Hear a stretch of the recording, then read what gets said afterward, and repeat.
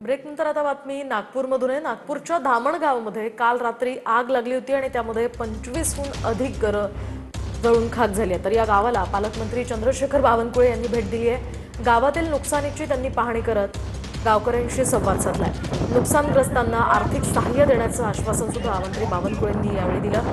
तर या आगीच्या दुर्घटनेमध्ये घरातील साहित्यांचं प्रचंड प्रमाणात नुकसान झालंय।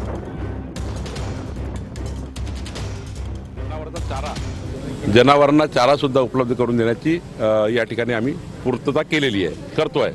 जी आर्थिक मदत 23,000ची प्रत्येक कुटुंब दिली ती कधी मिळणार आहे? ते उद्या सकाळी मिळेल आणि कोराडी महालक्ष्मीचे जे 20 लाख रुपये आहे ते उद्या मिळेल। कारण त्यामध्ये आम्ही असं म्हटलं आहे की 100% जे जळालेले आहेत त्यांना 1 लाख रुपये, 75% जे नुकसान झालं त्याला 75,000, 50,000 रुपये 50% आणि 25,000 रुपये अंशतः ही मदत त्यांचा घरगुती आता तातडीनं त्यांना अन्नधान्य आणणे वगैरे त्यांचा काही जे काही रोजचा व्यवहार आहे ते सुरू करण्याकरता आम्ही देतो आहे।